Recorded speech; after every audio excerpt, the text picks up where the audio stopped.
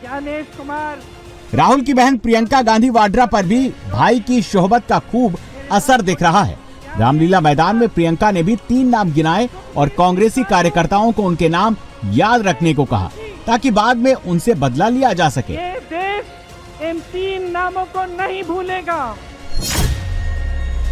पहला नाम chief election commissioner Gyanesh Kumar का, दूसरा नाम दूसरे इलेक्शन कमिश्नर सुखबीर सिंह संधू का और तीसरा नाम तीसरे इलेक्शन कमिश्नर विवेक जोशी का। ज्ञानेश कुमार, सुखबीर सिंह संधू और विवेक जोशी, मेरे साथ बोलिए। ज्ञानेश कुमार, सुखबीर सिंह संधू, विवेक जोशी। ये देश इन 3 नामों को नहीं भूलेगा। ये चाहे कितने भी बड़े बड़े ये कितने भी इंतजाम कर लें इन लोगों को बचाने के लिए, एक दिन इन्हें इस देश को जवाब देना पड़ेगा कि किस तरह से इन्होंने हमारे वोटों का अधिकार हमसे छीनने की कोशिश की। राहुल गांधी 20 घंटे पहले हैदराबाद में फुटबॉल स्टार लियोनेल मेसी के साथ फोटो खिंचवा रहे थे।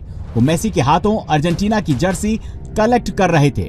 20 घंटे के बाद ही वो संविधान का गुटका कॉपी लेकर रामलीला मैदान में रैली करने पहुंच गए। राहुल ने अपनी पॉलिटिक्स का एक ही लक्ष्य बना लिया है, मोदी को हटाना है। लेकिन राहुल ये कैसे करेंगे ये उनको मालूम नहीं है। शायद टाइम लगे, देखिए शायद टाइम लगे, मगर हिंदुस्तान में सत्य की जीत होने वाली है। और अमित शाह जी, मोदी जी, जितने भी आपको भाषण देने हैं आप दे दीजिए। अंत में इस देश में सत्य की जीत होती है। महात्मा गांधी ने हमें रास्ता दिखाया था, उस रास्ते पर हम चलते हैं और सत्य से आपको निकालेंगे। 24 के चुनाव में राहुल गांधी नरेंद्र मोदी के हाथों तीसरी बार लोकसभा चुनाव हारे। 24 के बाद राहुल मोदी से हरियाणा का चुनाव हारे, राहुल मोदी से महाराष्ट्र का चुनाव हारे, राहुल मोदी से दिल्ली का चुनाव हारे। दिल्ली में तो कांग्रेस का खाता भी नहीं खुला। राहुल ने बिहार पर दांव लगाया, लेकिन राहुल बिहार भी बुरी तरह हारे। बिहार ने वोट चोरी का मुद्दा ठंडा कर दिया। बिहार में कांग्रेस ऑल टाइम लो पर पहुंच गए, लेकिन राहुल हैं कि लो में भी हाई चल रहे हैं। भाई और बहनों, आप घबराओ मत, आप घबराओ मत। अंत में इस देश में सत्य की जीत होगी और सत्य से हम नरेंद्र मोदी और अमित शाह और आरएसएस की सरकार को हटाएंगे। क्या कांग्रेस ने कोई नई स्ट्रेटेजी तैयार की है? बीजेपी ने तो 45 साल के नितिन नवीन के रूप में अपना नया रूट डिसाइड कर लिया है। कांग्रेस ने क्या सोचा है? दिल्ली की कुछ तस्वीर बता रही है कि कांग्रेस कोई भी सबक सीखने को तैयार नहीं।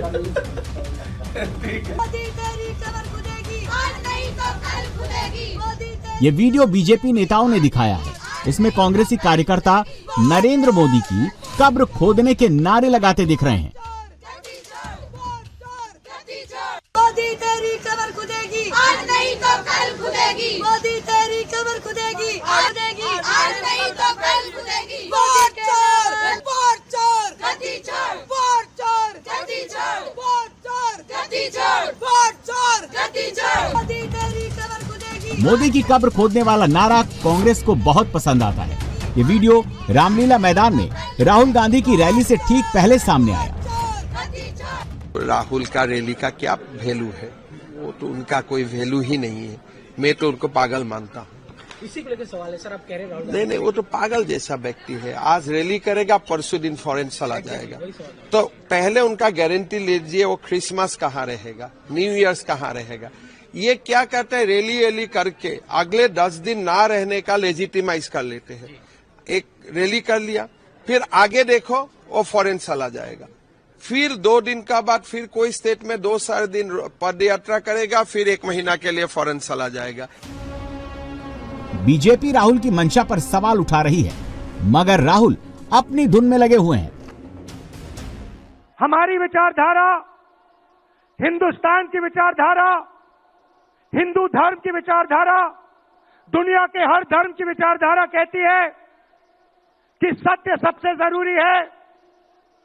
मोहन भगवत कहता है सत्य का कोई मतलब नहीं है, सत्ता जरूरी है। इस बात की लड़ाई हो रही है हिंदुस्तान में। भाई और बहनों, सत्य और असत्य के बीच में लड़ाई हो रही है और मैं आपको इस स्टेज से गारंटी देके कहता हूं, आप देखना, हम सत्य को लेकर, सत्य के पीछे खड़े होकर नरेंद्र मोदी और अमित शाह को, आरएसएस की सरकार को हिंदुस्तान से हटाएंगे। राहुल के साथ अगर गांधी सरनेम नहीं लगा होता तो कांग्रेस में भी उनको कोई नहीं पूछता। राहुल के लिए सबसे बड़ा प्लस पॉइंट यही है कि वो नेहरू गांधी खानदान के वारिस हैं। राहुल की यही यूएसपी कांग्रेस पर सबसे बड़ा बोझ है।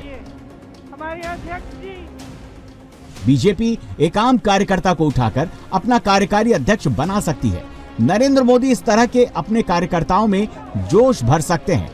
कांग्रेस के पास ये सुविधा नहीं है।